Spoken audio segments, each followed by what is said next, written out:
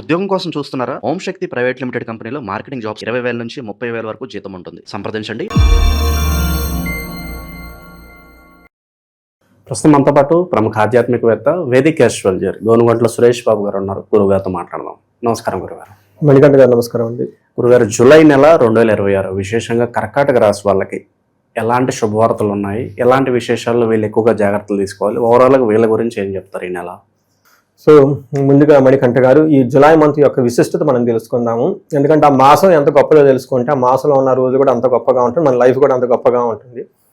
So ఆ విధంగా మనం ఇండివిజువల్ లైఫ్ నేచర్ నుంచి వ్రతాలకి కాలానికి మన మహర్షులు అలైన్మెంట్ చేశారనమాట. అందుకనే మాసాలు, తిథులు, మోడాలు ఇవన్నీ రకరకాలు పెట్టేశారు. ఇందులో మనం ఫస్ట్ జులై మంత్ చూసుకుంటే చాలా చేంజెస్ ఉన్నాయండి. ఇందులో ఒకటి మాసం ఫస్ట్ 15 days నిజ జ్యేష్ఠ మాసం ఉంటుంది 13వ తారీఖు వరకు. 14 నుంచి మనకి ఆషాఢ మాసం స్టార్ట్ అవుతుంది. ఇందులో ఎప్పుడైతే మనకి ఆషాఢ మాసం స్టార్ట్ అయిపోతుందో మనకి దేవీ నవరాత్రులు, గుప్త నవరాత్రులు అని స్టార్ట్ అయిపోతుంటాయి. వారాహి నవరాత్రులు అని అంటూ ఉంటారు. అయితే ఆ తర్వాత మనకి ఏమవుతుందంటే ఇమ్మీడియట్గా మనకి కర్కాటక రాశిలోకి ఎప్పుడైతే ప్రవేశం చేస్తూ ఉన్నాడో మనకి ఏమంటారు, కర్కాటక సంక్రమణ దక్షిణాయనం అంటారు. ఎప్పుడైతే దక్షిణాయనం స్టార్ట్ అవుతుందో మనకి చాతుర్మాస వ్రతం అని స్టార్ట్ అవుతుంది. అది మనకి తొలి ఏకాదశి పండుగ ఉంటుంది. మనకి తొలి ఏకాదశి వచ్చేటప్పటికి ఎప్పుడు వస్తుంది, 25వ తారీఖు వస్తుంది. చాతుర్మాస వ్రతం 26 నుంచి స్టార్ట్ అవుతుంది. 29వ తారీఖు గురు పూర్ణిమ ఉంది. అంటే ఇప్పుడు ఈ ప్రకారం చూసుకుంటే మనకి గురుమోడం ఉంది, వారాహి నవరాత్రులు ఉన్నాయి, చాతుర్మాసం ప్రారంభం అవుతుంది, ఆషాఢ మాసం ప్రారంభం అవుతుంది, గురు పూర్ణిమ ఉంది. సో ఇన్ని రకాల విశిష్టతలు మనకి ఈ మాసంలో కలిగి ఉన్నాయి కాబట్టి ఇది చాలా ముఖ్యం, అందరూ సెలబ్రేట్ చేసుకోవాల్సిన మాసం అని చెప్పుకోవచ్చు. మన జ్యోతిష శాస్త్రం ప్రకారంగా గ్రహాలు మారుతూ ఉంటాయి కాబట్టి 3 గ్రహాలు మారుతున్నాయి. జూలై 4వ తారీఖు, 7వ తారీఖు, 16వ తారీఖు. ఇందులో వచ్చేటప్పుడు శుక్రుడు, బుధుడు, సూర్యుడు వరుసగా మారుతూ ఉన్నారు కాబట్టి మనం ఈ 12 రాశుల వారికి టోటల్గా ఎలా ఉండబోతుంది ఏంటనేది దీని గురించి తెలుసుకుందాం.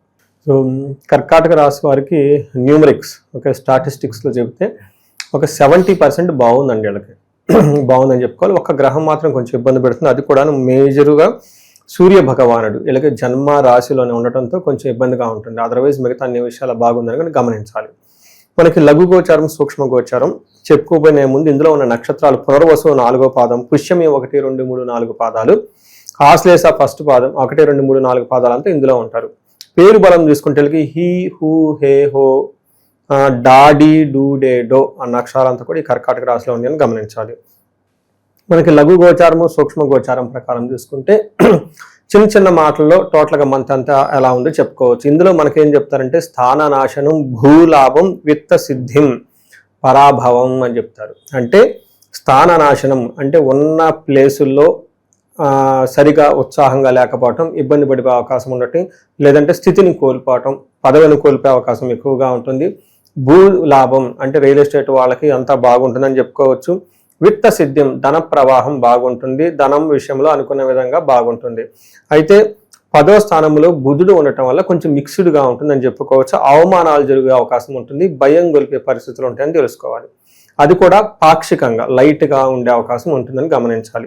సో ఈ ప్రకారం చూసుకుంటే మనకి అన్ని విషయాల్లో కూడాను దాదాపు ఒక 30% ప్రతికూలంగా ఉన్న, 70% అనుకూలంగా ఉందని తెలుసుకోవాలి. ముఖ్యంగా మనం సూర్యుడికి జన్మరాశిలో ఉండటంతో ఏమని చెప్తారంటే జన్మరాశిలో సూర్యుడు ప్రవేశించడం అంత మంచిది కాదని చెప్తారు. ఏ ప్రకారంగా అంటే కొంచెము హార్ట్ అటాక్స్ అలాంటివి వచ్చే అవకాశం, కొంతమందికి హార్ట్ రిలేటెడ్ ప్రాబ్లమ్స్ వచ్చేసే అవకాశం ఎక్కువగా ఉంటుంది.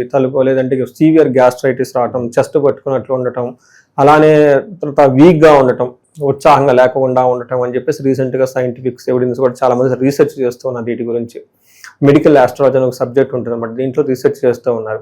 అందులో జన్మరాశిలో ఎప్పుడైతే సూర్య భగవానుడు ప్రవేశిస్తారో ఏమవుతుందంట, మన ఫస్ట్ మహర్షులు కూడా అదే చెప్తూ ఉంటారు. ఏమని చెప్తారు, దేహాతి సతతం కాలాతిక్రమణ భోజనం బంధుమిత్ర సుహృద్వేష చంద్రరాశి గతౌ రవి అంటారు. అంటే ఏంటి, దేహాతి శారీరకంగా చాలా టైర్డ్గా ఉండటం, అంతేకాకుండా సత్వం, నిస్సత్వం అంటే ఉత్సాహం లేకుండా ఉండటం, సంతాపం ఎప్పుడు ఏదో ఒక విధంగా బాధపడే మనసు అనేది ఉత్సాహం కానీ లేకుండా విచారంగా ఉండే అవకాశం ఎక్కువగా ఉంటుంది.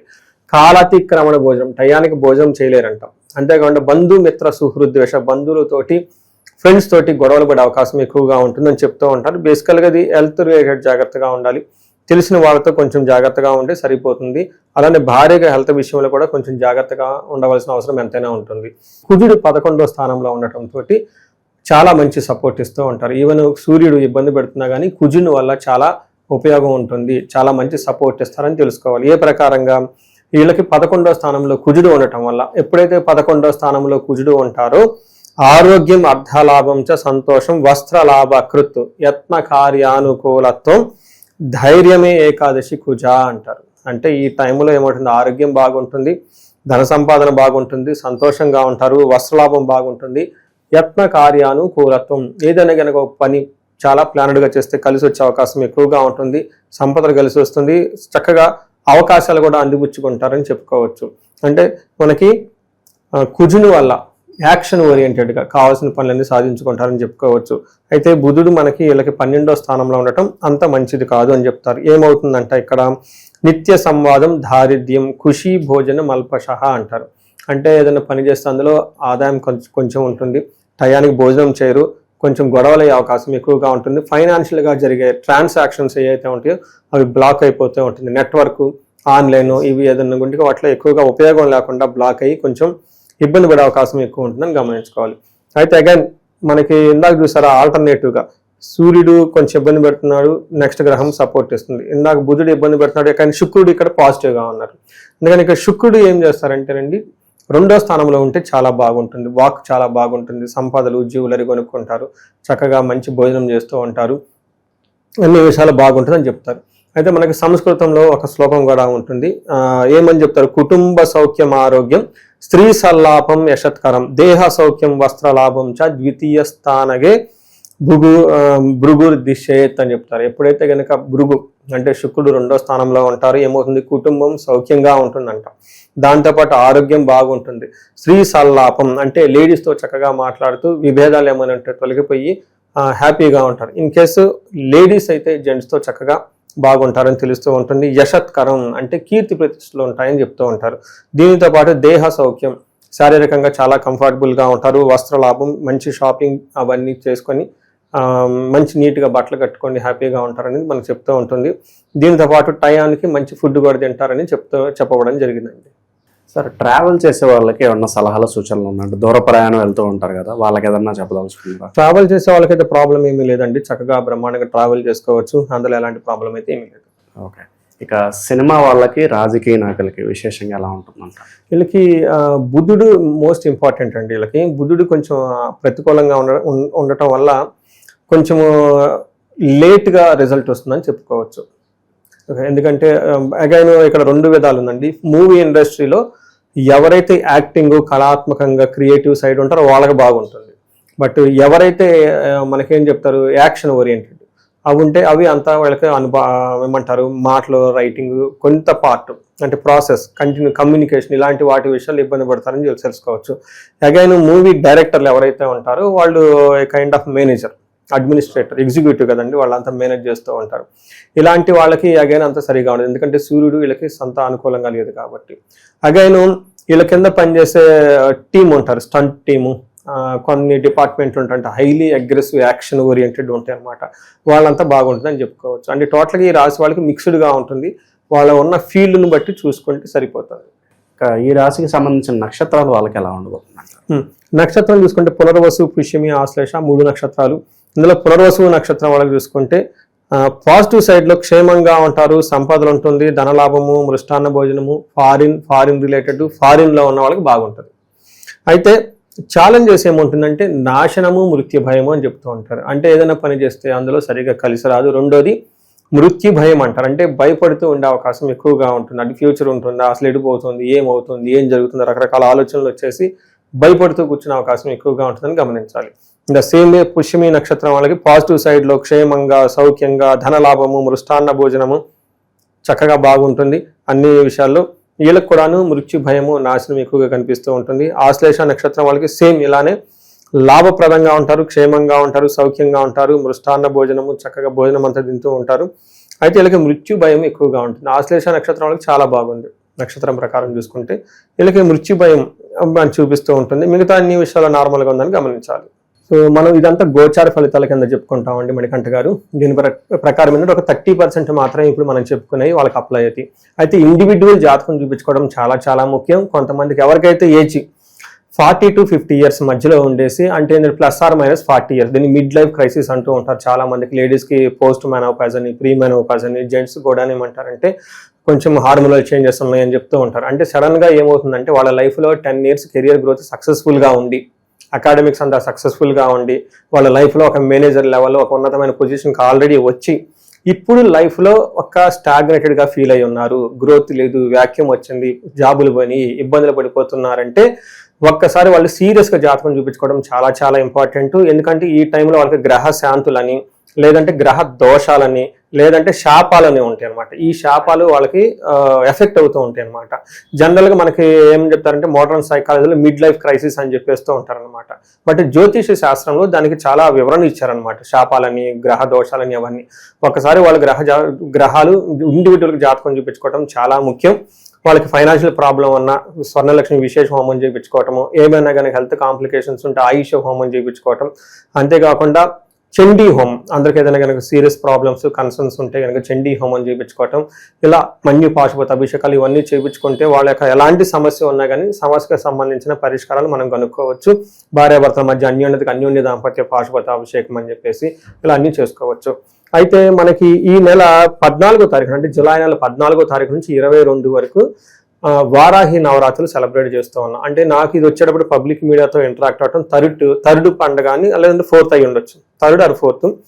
ఈ ఎవ్రీ ఇయర్ మేము కొన్ని సెలబ్రేషన్స్, కొన్ని హోమాలు, పూజలు అన్ని ప్లాన్ చేయటం, కొన్ని సామూహికంగా, కొన్ని ఇండివిజువల్గా రకరకాలుగా చేస్తూ ఉన్నాం. బట్ ఈసారి కూడా మేము ఏం చేస్తున్నామంటే వారాహి పాశుపత విశేష హోమం అని చేస్తూ ఉన్నామండి. ఇది చాలా పెద్ద హోమము, ఒక దాదాపు 15 మంది దాకా బ్రాహ్మణులు పడుతూ ఉంటారు. ఇది 1 to 1 చేయడం జరుగుతుంది. ఈసారి సామూహికంగా చేయటం లేదు, పోయినసారి చేసేసి అంతా మేము అరేంజ్మెంట్ చేయలేక డబ్బులు రిటర్న్ ఇవ్వడం కూడా జరిగింది చాలా మందికి. బట్ ఇదేంటంటే ఓన్లీ సెలెక్టెడ్ పీపుల్కి 1 to 1 చేయటం జరుగుతుంది. దాదాపు 15 నుంచి 20 మంది బ్రాహ్మణులు పడుతుంటారు. వారాహి పాశుపత విశేష హోమం చేస్తూ ఉన్నాం అనమాట, దాదాపు 15 మంది. ఇది వచ్చేటప్పుడు 4:30 గంటల 5 గంటల పెద్ద హోమం పడుతుంది. Only in a day 2 times. నవరాత్రులు స్టార్ట్ అయిన 14వ తారీఖు నుంచి 22వ తారీఖు వరకు మార్నింగ్ ఒక స్లాట్, ఈవినింగ్ ఒక స్లాట్. ఈవినింగ్ స్లాట్ ప్రిఫరబుల్గా NRIలకి, అమెరికా ఉన్న వాళ్ళకి చేస్తూ ఉన్నాము.